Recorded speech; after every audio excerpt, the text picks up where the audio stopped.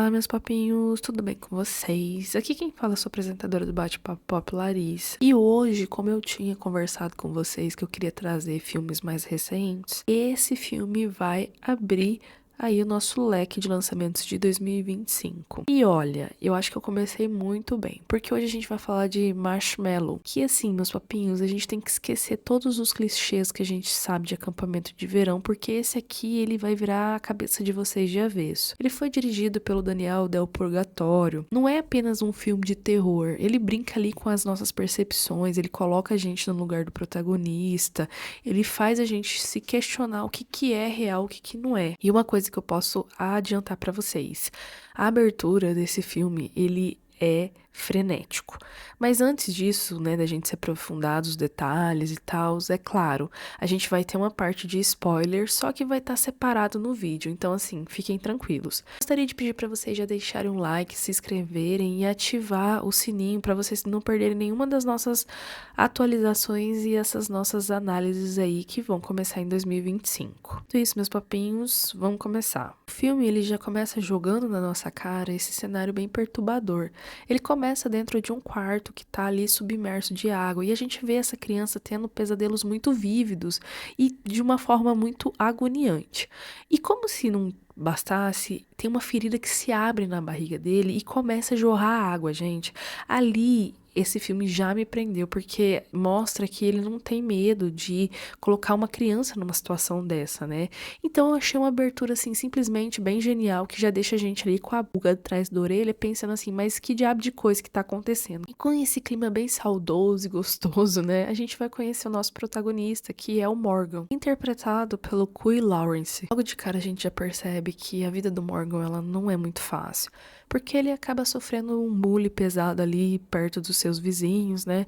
E a gente vê que, inclusive, eles chamam até ele de loser. Só que de longe a gente vê que o avô dele tá ali espreitando e prestando atenção no que tá acontecendo. E assim, vai deixando a gente um pouco mais intrigado com essa cena inicial. A gente descobre que a família do Morgan se mudou recentemente, então ele tá passando por essa adaptação muito complicada. E para tentar melhorar a situação, né, de fazer com que o Morgan tenha novos amigos, os pais sugerem um acampamento de verão. A ideia, logo de cara, não agrada muito ele, mas o avô dele ali, com um olhar mais carinhoso e até um tanto quanto cúmplice, apoia muito a ideia dele ir. Só que ele acaba presenteando o Morgan com um canivete escondido dos seus pais, que é ali um símbolo de proteção ou que pode ter alguma coisa um pouco mais sinistra por trás. Só que a alegria dura pouco nos meus papinhos e o avô do Morgan acaba falecendo ali na frente dele. Ele tem um ataque do coração e desmaia, né? O Morgan fica paralisado ali vendo a cena e a trilha sonora desse momento, meus papinhos, assim, ela é super envolvente e acaba amplificando essa estranheza mesmo do momento. A gente vê, né, depois dessa passagem de luto, o Morgan se preparando para ir para o acampamento e a mãe dele tá insistindo que vai ser uma coisa muito boa para ele. Só que ele continua tendo essa resistência, né? Ela fala para ele que precisa alertar os monitores se ele tiver algum problema para dormir, que é uma preocupação que a gente vê que ela tem, né, aí do menino. Chegando ali no acampamento, a gente conhece os tutores. A chefe deles é a Rachel e a equipe dela é aquele estereótipo de filmes slasher mesmo, sabe? Aqueles personagens que a gente já espera que algo ruim vai acontecer com eles. E as crianças começam a chegar ali, incluindo o Morgan. E a despedida com a mãe dele é carregada ali de uma preocupação um tanto quanto estranha, porque ao mesmo tempo que ela quer deixar o Morgan ali, ela também quer proteger ele a todo custo. Ele acaba sendo alocado ali no quarto 16, né? E ele acaba conhecendo algumas crianças que estão por ali, incluindo a Pilar, que é uma garotinha que logo percebe que esse é o primeiro ano do acampamento dele. Eles têm ali uma amizade muito fofa, né? E a gente vê que vai começar a florescer ali, né? Em meio daquele ambiente. E aqui já começa, né, a nossa revolta. Por que que acontece? Os monitores vão fazer um desafio de natação e o Morgan fala que ele não sabe nadar. Só que ao invés, né, dele ser acolhido e tal pelos monitores, deles serem compreensíveis, eles resolvem simplesmente tirar ele dali, né? Vocês sabem que crianças crianças podem ser muito más, né? E ele acaba virando chacota. Inclusive, o CJ, né, que é um rapaz que tá junto com ele no quarto, outra criança, é aquele que começa toda essa situação. Nesse momento eu já tava assim, mas que monitor é esse? Pelo amor de Deus, o que que tá acontecendo? E os garotos que acabaram infernizando o Morgan, eles são chamados para conversar com o dono do local, que é o Collins. Ele chama os meninos ali pro escritório e diz que eles são tolerância zero com o bullying. Mas é bem visível que, na verdade, ele é mais omisso que tudo, né? Ele manda os meninos saírem dali e, nesse movimento meio suspeito, ele pega uma pasta guardada. O que que tem na pasta, a gente não sabe, porque a gente não tem nem ideia do que tá escrito ali. Na reunião noturna, em volta da fogueira, a gente vê um vulto muito misterioso observando o Morgan de longe. E seu amigo Dirk acabou assustando, só que ele também apresenta o Morgan para os outros garotos. E a conversa logo ali se volta para a história de terror. O Dirk pede para contarem a história do doutor e a Rachel, a chefe dos monitores, começa a narrar. Ela explica que na floresta costumava haver várias cabanas, e uma delas pertencentes a um médico, sua esposa e seus 2 filhos bebês. Era uma casa de verão privada deles. O médico ele tinha uma regra muito bizarra. Ele possuía uma grande adega no porão e ele só saía de lá quando o sol nascia. Ele esperava sua esposa dormir e descia para lá. Um dos garotos pergunta o porquê dessa estranha rotina que ele tinha. E a Rachel acaba revelando que a esposa do doutor se fazia a mesma pergunta. Até que um dia, ele pensando que ela tinha dormido, ela acabou seguindo ele até o porão e descobriu uma das coisas mais pavorosas que uma esposa pode descobrir do seu marido. Viu vários homens e mulheres mutilados, costurados de formas bizarras, sendo transformadas em monstros. Uma das crianças até pergunta o que aconteceu com a esposa. Só que a Rachel conta que ela tentou fugir, só que o doutor, como ele não queria perder essa família feliz que ele tinha, disse para os policiais que ela havia partido junto com as crianças. Mas a verdade é que ele costurou todo mundo junto, a mãe e os 2 bebês. E dizem que se você fica acordado até tarde ou sai da cabana depois de dormir, você vai ver o doutor pela floresta procurando a sua família no porão. E claro, né, gente, para terminar essa história maravilhosa, a gente tem um monitor que acaba assustando todo mundo, que é o famoso Casuar, né? Que é um personagem ali muito importante também, porque ele é aquele monitor bombadão que gosta de infernizar todo mundo. O trauma do Morgan com água acaba se manifestando novamente, e ele vê um cara muito estranho fantasiado e acaba correndo até a cabana dos monitores, contando que viu alguém saindo ali da sua cabana. E a Rachel, porém, acaba dispensando ele e alegando que o arquivo mencionava esses pesadelos contínuos que ele tinha e que talvez, né, esses pesadelos tenham sido apenas isso e ele tenha se assustado. Só que aqui um detalhe que a gente não pode deixar passar batido, meus papinhos. Para um pessoal que cuida de criança, esses monitores eles têm muito acesso à cerveja, né? E eu fico impressionada. O monitor, que é o Franklin, ele acompanha o Morgan de volta até a cabana dele. E ele fala pro Morgan ficar calmo que tudo vai dar certo, para ele conseguir aproveitar pelo menos as férias de verão. Outro dia a gente vê o Morgan ali um pouco mais enturmado, né? Tanto com os meninos como com a amizade dele com a Pilar. Só que o coitado tem colegas de quarto que são terríveis, né? Inclusive o Morgan comenta para os amigos dele que ele achou o CJ muito estranho. E assim, do nada, o CJ aparece e chama o Morgan para conversar, dizendo que eles começaram com o pé direito, que eles deveriam recomeçar. E gente, coitado do Morgan, né, muito inocente, acaba acreditando. Só que essa reconciliação é uma armadilha do CJ, que acaba empurrando o Morgan na água e simplesmente vai embora, gente. O moleque vai embora. E não tem um monitor por perto. Não tem um monitor por perto. Só que no caminho, um dos amigos do Morgan viu o que aconteceu e tenta ajudar. O CJ começa a pegar e socar o rosto desse menino até arrancar sangue. E nisso, o Morgan acaba se afogando. Ele tem flashes do afogamento juntamente com o seu avô ali tentando ajudar ele. Só que, felizmente, um dos monitores consegue salvar ele da morte. Naquela noite, o Morgan vai dormir um pouco mais cedo e os garotos vão até a barraca dele para conversar com ele. O dono do lugar, que é mais omisso que nós tudo, ele meio que fala, eles precisam ajudar o CJ, que o CJ precisa, né, ali ter uma mudança. Gente, na hora que ele falou isso, eu falei assim, meu querido, já tá na hora de você chamar a polícia pra esse menino. O menino tentou matar 2 e você tá achando que ele precisa que mais? O que mais precisa acontecer? Aquela coisa, né, meus papinhos, é difícil. E aqui o Morgan, ele acaba dormindo, ele tem um sonho muito louco com o avô dele, e nesse sonho, meus papinhos, ele tá dentro de uma plataforma de água também, enquanto o avô dele tá conversando com ele.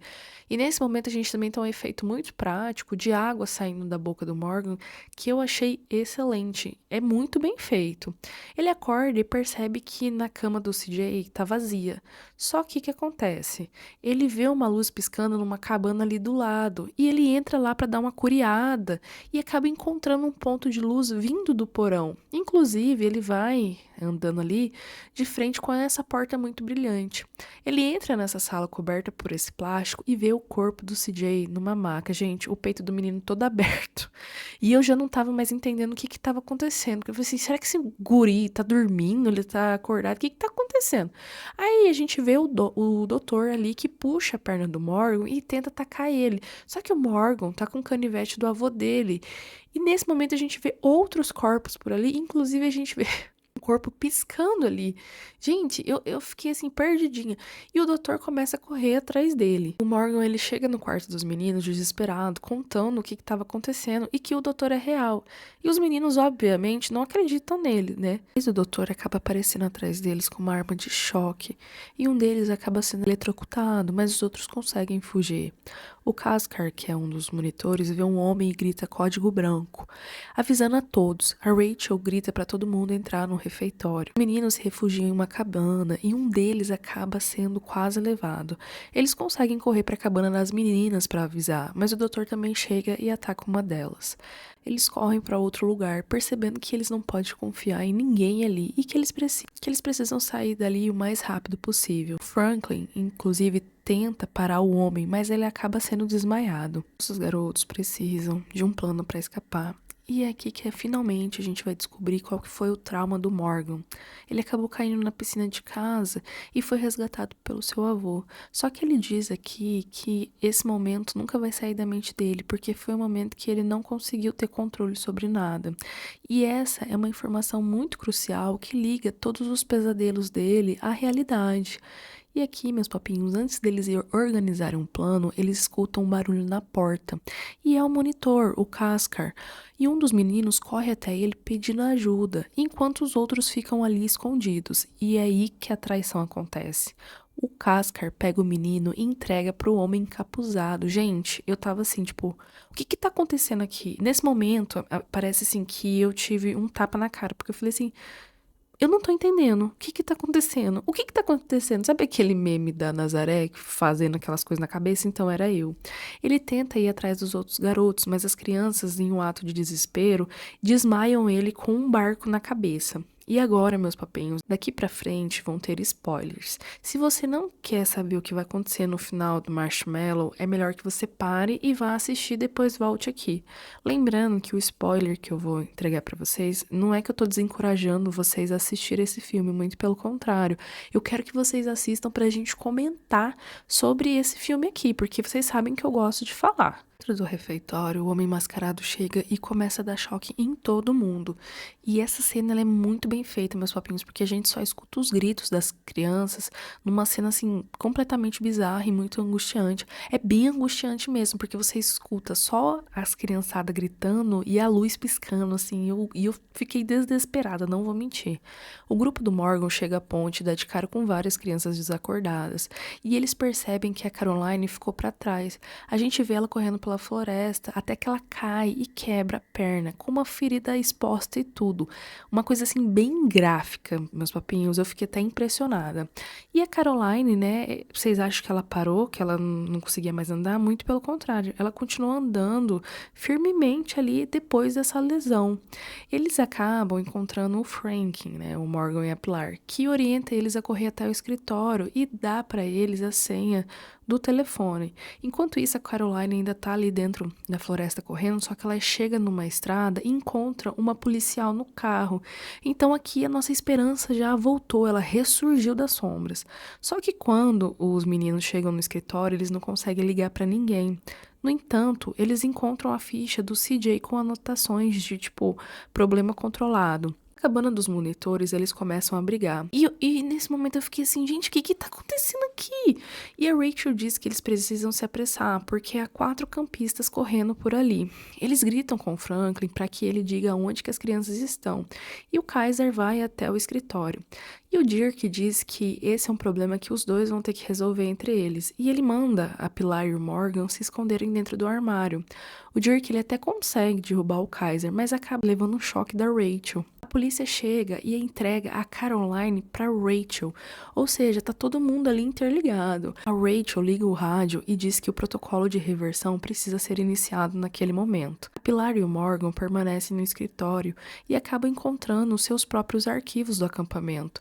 E é nesse momento que o Morgan tem uma lembrança muito perturbadora e começa a gritar. Paralelo a isso, a gente vê vários carros brancos e pessoas todas vestidas com uniformes chegando no local.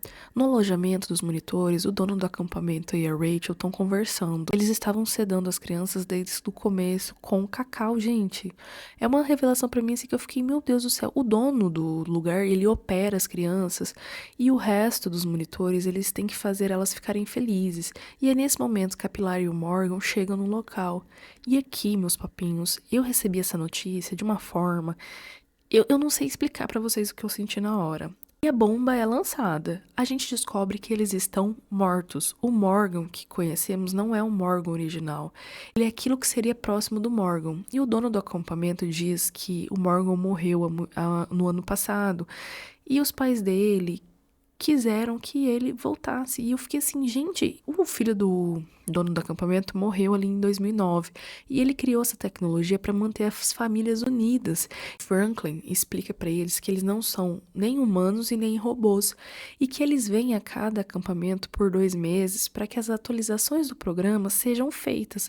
Como ter pelos, crescer alguns centímetros. Tudo isso vai acontecer pelo resto da vida deles.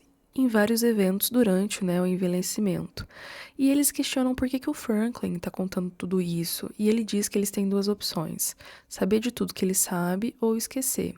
E, gente, que escolha aterrorizante, ainda mais essa escolha sendo feita por crianças, sabe? E no final a gente vê o dono do acampamento conversando com uma pessoa que diz que todos os acampamentos, né, ou seja, tem muito mais do que a gente imagina, estão com crianças apresentando problemas sistêmicos, com falhas e que eles estão se tornando muito hostis. E nesse momento que ele fala isso, a gente vê um corpo boiando pelo lago onde os meninos estão, indicando ali a gravidade da crise. E, meus papinhos, eu não estava preparada para esse final, porque a gente vê a Pilar aparecendo completamente cheia de sangue no escritório dele. E isso significa o quê? É uma falha de sistema? É uma revolta? É o quê? O que tá acontecendo? O filme termina e ele deixa a gente com mais essa pergunta, né? Na verdade, esse filme te deixa com várias perguntas e não te dá nenhuma resposta, e eu acho isso maravilhoso porque faz a gente pensar muito. Esse filme, pra mim, tem referência muito clara com AI, inteligência artificial, até Westworld, sabe, meus papinhos? E eu acho muito irônico o nome do filme ser Marshmallow, né? Porque é algo muito fofo por dentro, mas quando a gente vai analisar um pouco mais profundamente, você fica assim, gente, esse filme, sem dúvida, ele merece ser discutido, porque ele acaba pegando um clichê de terror e acaba subvertendo de uma forma que faz a gente refletir muito sobre a questão do luto e a tecnologia que está empregada nessa situação. E a reviravolta final, para mim, é algo que poucos esperavam, porque eleva o filme a outro patamar. Eu, assim, vou ser bem sincera com vocês, meus papinhos, eu acho que esse é um dos filmes mais legais que saíram esse ano. O primeiro filme é Pecadores, né? Na minha opinião, foi o melhor filme de terror desse ano. Só que esse filme também é um filme muito legal da gente analisar. Então, meus papinhos, o que vocês acharam dessa reviravolta? Deixa aqui nos comentários as teorias que vocês têm, essas impressões que vocês tiveram sobre o filme. Quem assistiu me conta. Essa Pilar, a Pilar cheia de sangue no final, deixou vocês chocados, tanto quanto eu, porque olha, a minha cabeça tá assim... Eu tô impressionada até agora, tá, meus papinhos? Então, assim, se vocês gostaram dessa análise, não esqueça de deixar seu like, compartilhar com os amigos e se inscrever no canal. E agora, meus papinhos, a gente tem a opção de hypar também o vídeo, tá? Eu espero que vocês tenham gostado e a gente se vê no próximo vídeo, tá? Valeu e até mais! Tchau!